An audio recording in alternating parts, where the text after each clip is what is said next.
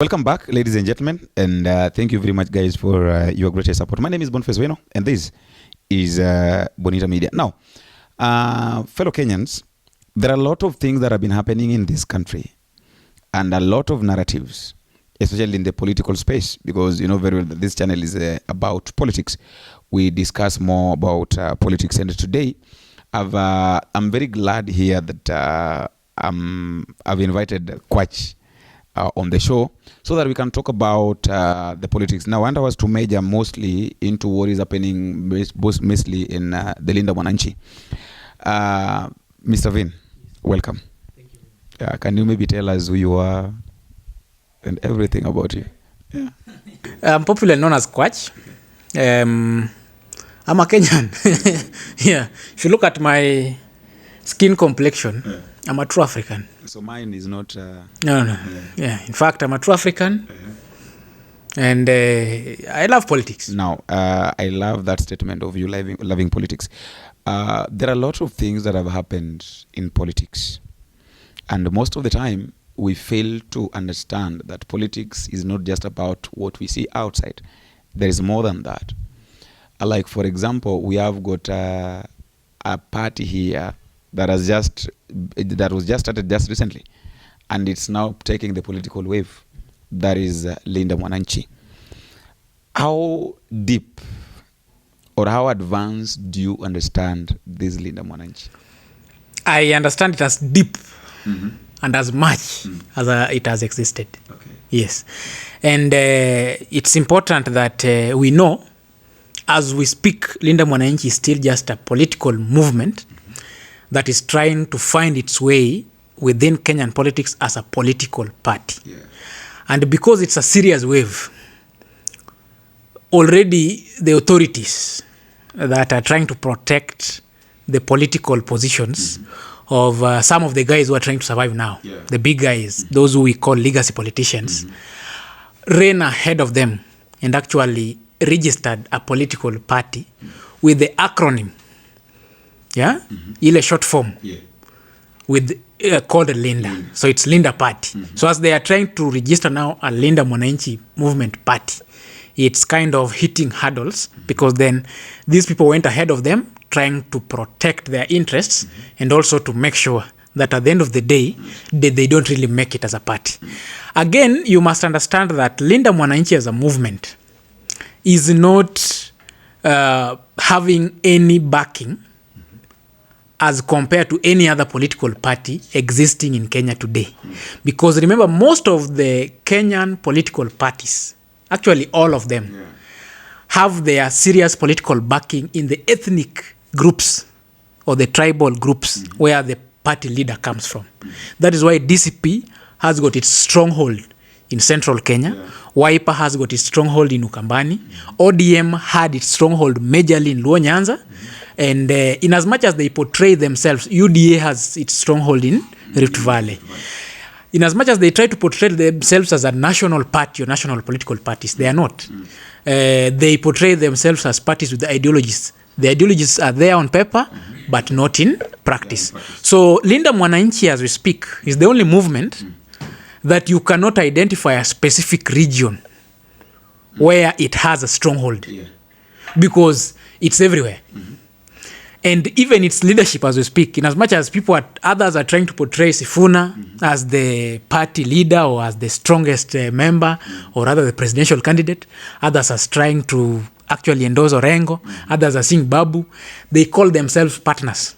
And as we speak, there's no single leader because the party is not there. And so you can't clearly state who is the real party leader.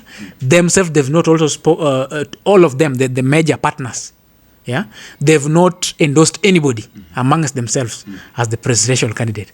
That is why in Nyanza, you'll hear James Orengo saying, if I'm not in that table, if I'm not that part of that table where national politics or national issues are being discussed, I'll break the table. Yeah. If Sifuna goes to Western, the same thing.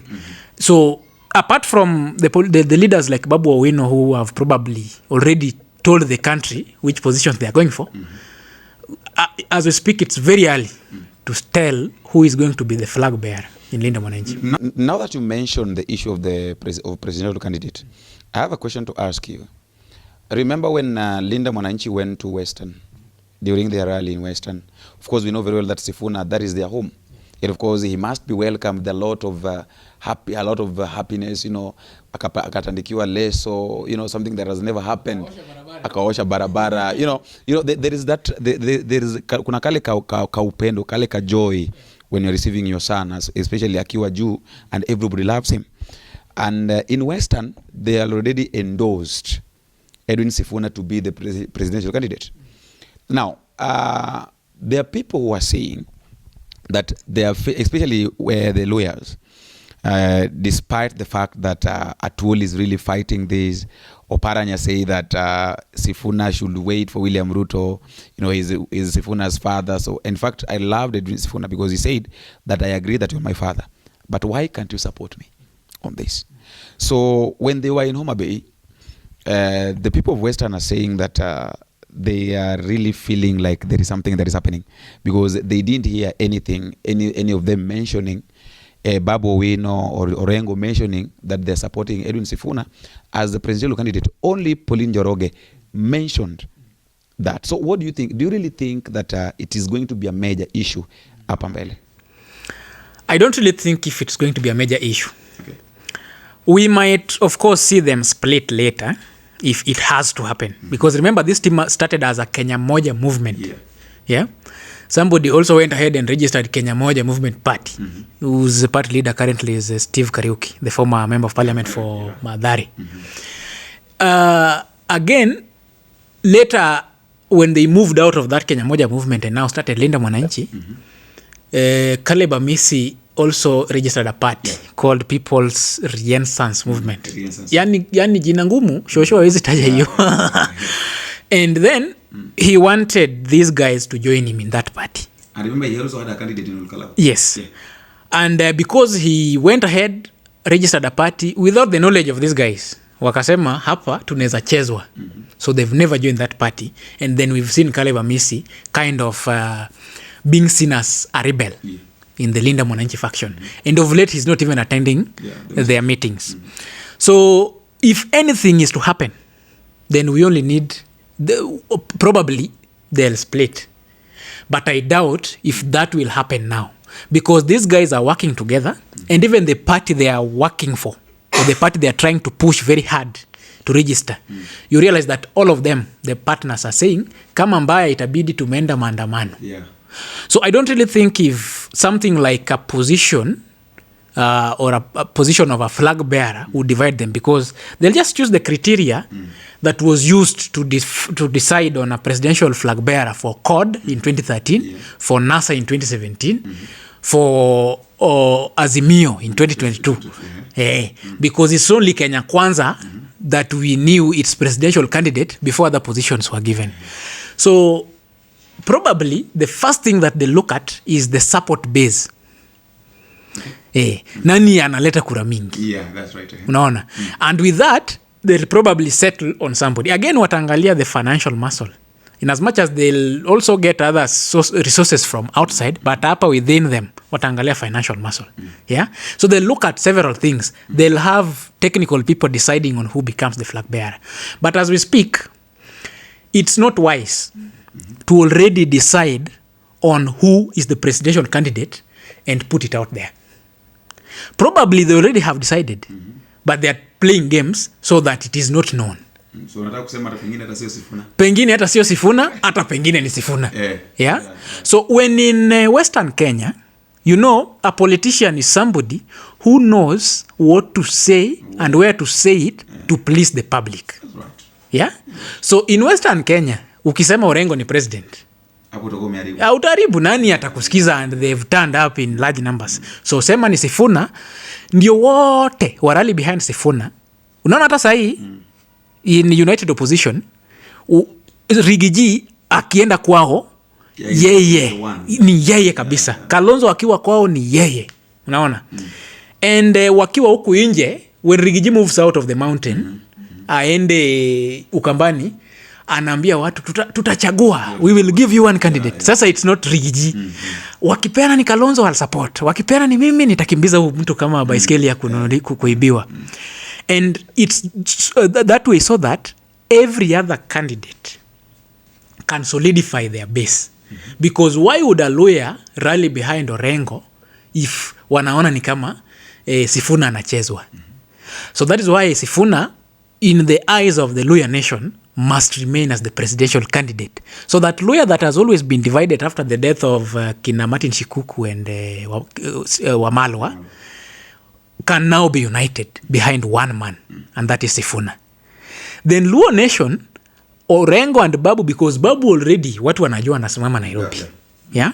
So automatically Orengo ndiye amebaki as the topmost hapa. Na ndio unapata in all rallies wanasema our senior, huyu ndiye amesimama na sisi nini? Yes. So that they'll rally their support behind Orengo. Luo nation isimame na Orengo. Yes. So at the end of the day, kila mtu atasolidify base yake. Alafu pale mbele wakishaamua, of which it's now very late. Mtu hata kimbia ati anatafuta alternative. Yeah. Because right now, if they decide it is Sifuna and they declare it is Sifuna, Ruto, if at all he fears Sifuna, ataweka candidate huko Luhyaland. Yeah? Atasponsor candidate huko Luhyaland to counter. And probably hiyo kura itakuwa divided. So the wise thing to do for now, let every candidate or every figure or every partner solidify base yake. Yeah. Then once your base is solid, mkikuja kwa meza now, you bring votes and other things. Then pamoja mkishamua ni nani, sasa ukitoka nje, you'll give us reasons as to why we were supposed to vote for you, but you are no longer now the candidate. Why should you vote for that person? At that point, it will be easier to explain and very easy because tayari tunakufuata, we have you at heart. So ata another candidate akiletwa, hatutakuwa naye. Yeah. Let me ask this. Suppose we do the elections today. Suppose tumeenda elections leo. With the current wave that Linda Mananchi is having. Do you really think that it's possible? It's going to be possible for them. Size it to watch next year, just right now. Do you really think that any candidate mwenye amechaguliwa na Linda Mwananchi can win the election? If today that happened, yes. Linda Mwananchi would carry the day, but they won't manage to secure 50+1. Because United Opposition itaenda na margin, Ruto itaenda na margin, the Linda Mwananchi itaenda na margin. So nobody in these camps will manage to secure 50+1. So they'll manage to win, but they won't manage to secure 50+1. But again, the more they keep the momentum, the more they are receiving many people to support them. Remember, majority of those who are supporting Linda Mwananchi today are the young people. Yeah. Millennials na Gen Z. Because wakiangalia hii group, wanaona majority of this group apart from Orengo. Yeah. Ni watu ndio sasa wameingia siasa and they are kind of new crop of leadership, new blood in leadership. Ni Orengo tu amekuwa hapo, but then if you look at Orengo na hii team wanaingiana because Orengo has been a fighter all along. So he knows what it takes. He knows what it takes. Yeah. So ni yeye ndiye anakaa kama guide. But now, one thing might actually haribu kila kitu hapa. So remember, it's Linda Mwananchi started na watu, the younger generations. So wakapendwa and all that. Now slowly, the older generations wameanza ku come in. Yeah. Across the country, it's no longer tribal now. Yeah. Because remember, most of the political parties, as I said, they are regional based. So ni community yetu iko chama gani na hiyo chama inasema nini, huyo ndio tunachagua. But now with Linda Mwananchi, it's national. So even across the country, utapata even the older generation wake wa support. So the worst that Linda Mwananchi can do is to join hands with Rigathi Gachagua and have Rigathi Gachagua as the presidential candidate. What if they join hands and then they don't take Rigathi Gachagua as the president? If they join hands and then Rigathi Gachagua plays the role of a kingmaker, they'll carry the day very early in the morning. This is the reason. As we speak, 70 or 80% of Mountain is with Rigiji. That's right. They support him 100%, but not as a candidate. Yeah, as their kingpin. As their kingpin. Yeah. Probably some also are still not viewing him as a kingpin because wazee hawajamwekea ile kitu, bado iko na Uhuru. Yeah. So as we speak, Rigiji ndio leader. Lakini many people sana the young population, wazee wako na yeye hata debe mpaka kwa debe, but the young population wakiangalia Rigiji wanamwona kama mtu you are not supposed to vote for him. You see that? Secondly, Rigiji, when he was the deputy president, what he was saying, how he was handling things, zile vitu alifanyia including Azimio kwa rally zao zile za anti-government protest in 2023, zile za sufuria, anybody who was alive and very much active in politics in 2023 cannot vote for Rigiji. Those who were alive and were supporting Azimio then. So many people, and also regarding this politics of shareholding, one thing I subscribe to when it comes to Rigiji's politics ni ile nyumbani kwanza. And that applies to members of parliament, to MCAs, because you represent home. But that doesn't apply to governor, deputy governor, deputy president, senator, woman rep, president and deputy president. Because ukianza kwenu kwanza, what about, because you are representing all these other people, including those who didn't vote for you. Unaona? So Rigiji na ile shareholding na nini, he is not fit to be a president, and he is not fit to be voted in as a president. So many people know that. Ndio maana I'll even share with you a clip of a lady who is a Kikuyu. If she's not a Gen Z, then she's a millennial. She says, we love you, Gachagua, but not as a president. So if Rigiji is on the ballot, many people, even from my backyard, that is Luo Nyanza, even Loyaland, even Coast, even Masai Land, wakiona hivi Rigiji yako kwa ballot, they won't vote. Afadhali watapigia Ruto kura. Rigiji na Ruto hakuna tofauti. The only difference is Rigiji anakuambia wazi what he's planning to do and what he'll do. Ruto hakuambii, but utaona kwa action. So who is dangerous between those two people? Ruto is dangerous. Unajua mtu hakuambii, you just see. Because if it's tribalism, look at Ruto's PSS cabinet. Yes, just look at that. And his appointments. Kalenjins. Yeah? Hatukatai that Kalenjins, they are not fit to hold offices. They are fit. But even other tribes kuna watu pia wako fit. So balance it. Naona? What Kibaki did, now wengine in 2007, 2008 I mean. So, but if Linda Mwananchi joins them, and then we have Sifuna, for example, as the presidential candidate, and possibly Kalonzo or somebody else as the deputy, yeah? Or even if Kalonzo is the presidential candidate, and maybe Sifuna or somebody within Linda Mwananchi as the president, that is if they have to join United Opposition. As long as Rigiji is not on the ballot, that ticket will win very early in the morning. Very early. By saa 5 wale watu watakuwa wamepiga kura, hiyo percentage ya Linda Mwananchi itakuwa juu sana. Yeah. So unless they go it alone, if they have to go it alone, they must make sure between now and June 2027 wamesha convince watu wengi sana into their basket.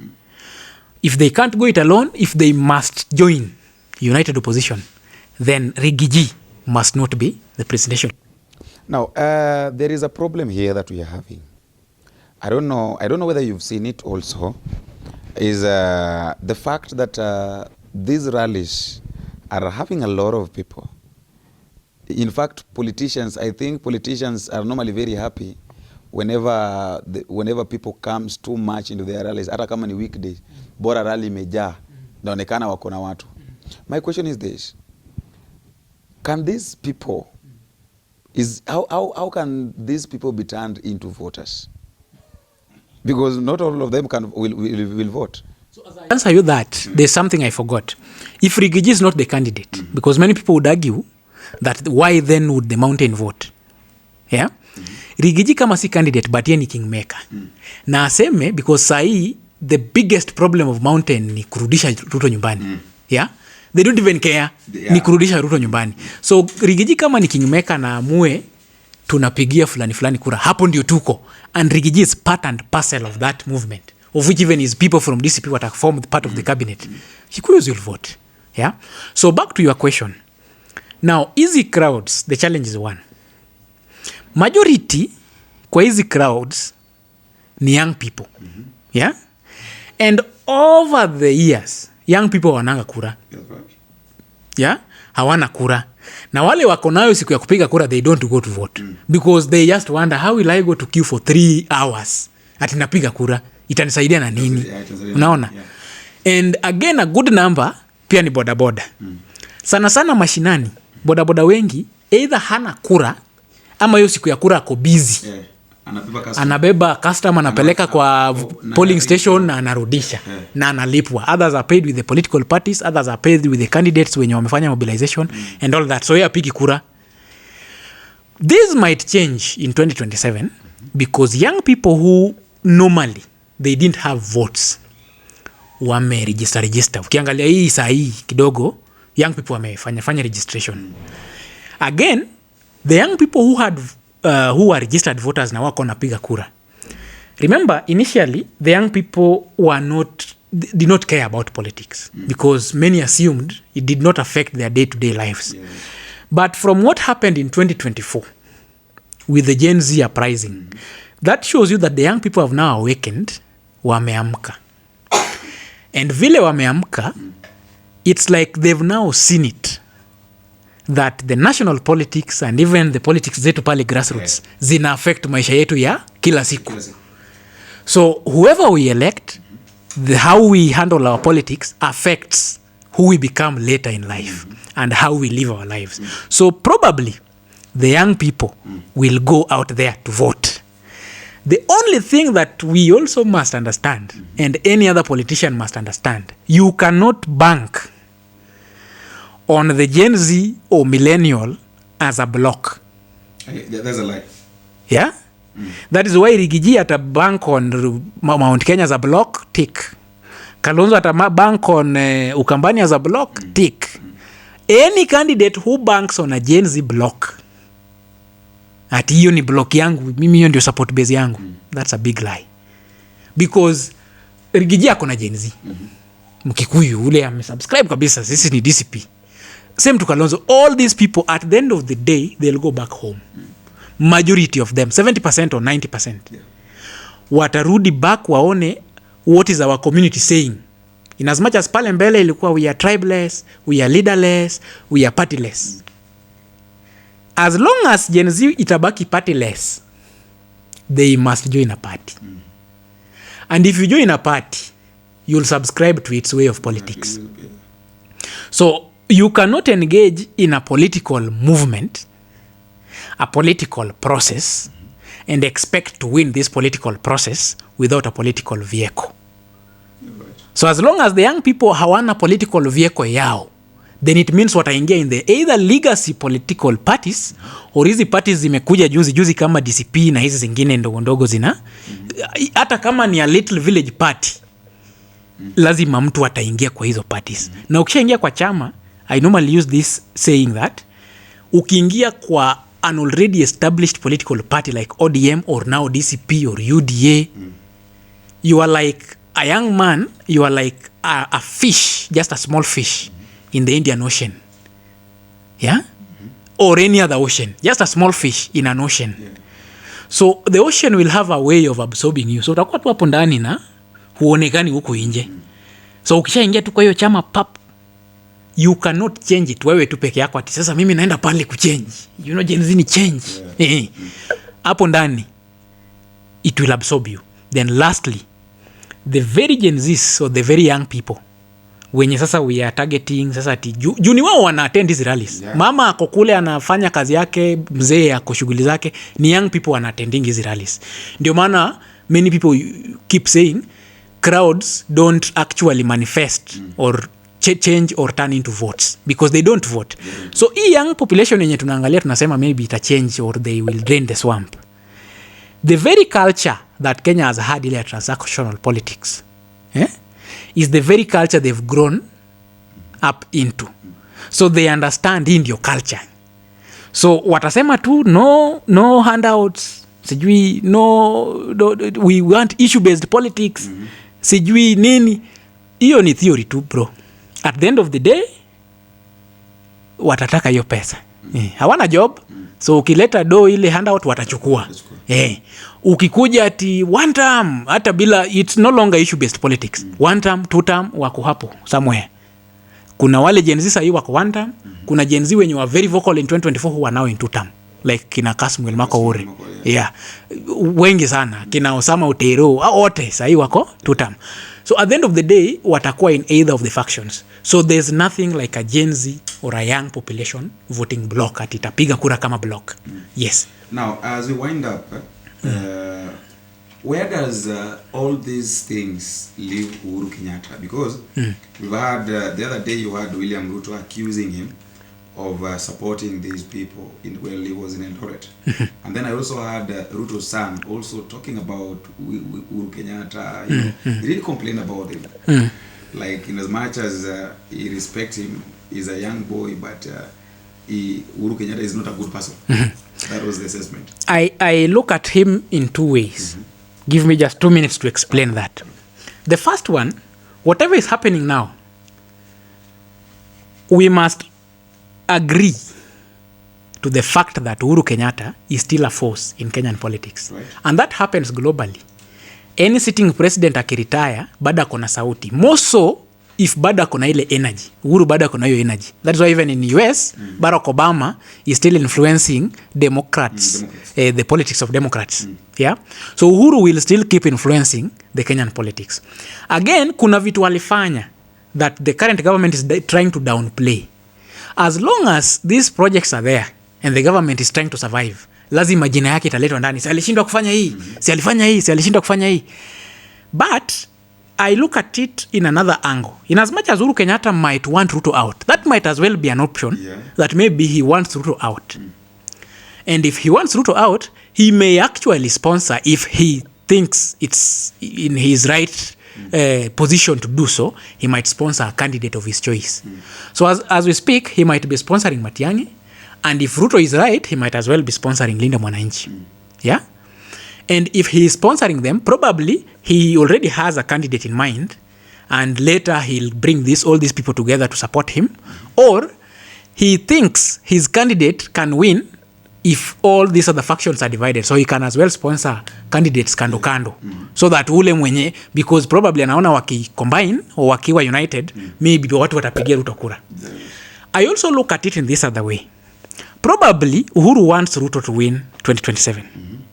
And if that is the case, yeah, then I want to be surprised if Uhuru Kenyatta, Rigathi Gachagua, and William Ruto are working together. What about Kaluma? I don't think so. Okay. Because if you look at Rigathi Gachagua's stand and what he says about united opposition, kama si yeye kama presidential candidate, hakuna unity hapo. It is him and him alone. It is him and him alone. And you know, united opposition can only win if they are united. If they are not, hakuna. Aya, Uhuru Kenyatta, kama ni kweli kabisa wanakosana na Ruto, and that he is sponsoring these other groups who in Ruto's mind is bringing instability in the country and making the country very difficult to govern. And maybe the projects he's supposed to implement cannot be implemented. Then why is he still retaining the CSS Uhuru gave him? Kina Kabogo, hiyo squad hiyo ya kina Mutahi Kagwe. Why are still there? Why are they still there? So it means kuna kagame hapa. Probably ile game Uhuru alicheza 2022. Ile ya apige Ruto nje, Ruto apate sympathy, Ruto awin. Unaona? So it's very possible that Uhuru, Rigiji na Ruto wako pamoja. And probably Rigiji kukuwa impeached, probably it was all a game. Yeah? So that Rigiji atoke pale kuja huku nje apate ile umaarufu. Yeah? Probably Raila was being played. So there are a lot of probabilities here. Yes. So if Raila was being played, then Gachagua akatoka nje akakuwa very strong. So it's no longer just Ruto in the mountain. So it's no longer just ODM in the mountain. Today Rigiji ndo kusema in the mountain. And if that is the case, then they are working together. The reason why I'm saying that is, if truly you are in a position, ulikuwa naona kuna instability, ukatafuta Raila, ukamleta, akakupea experts in quotes. Ukaona bado this is not enough. And probably after his death, unaona bado. You also engaged Uhuru Kenyatta with the former president. Akakupea tena cabinets wengine. Ukachagua Kagwe, ukamweka agriculture. Akakupea Kabogu, ukamweka ICT. Akakupea Lee Kinyanjui. Wengine ukawaeka sijui KRA, ukaweka wengine wapi. If this person is really working very hard to destabilize the country so that you can't implement your projects, how sure are you he can't use these people alikupea to destabilize your government from within?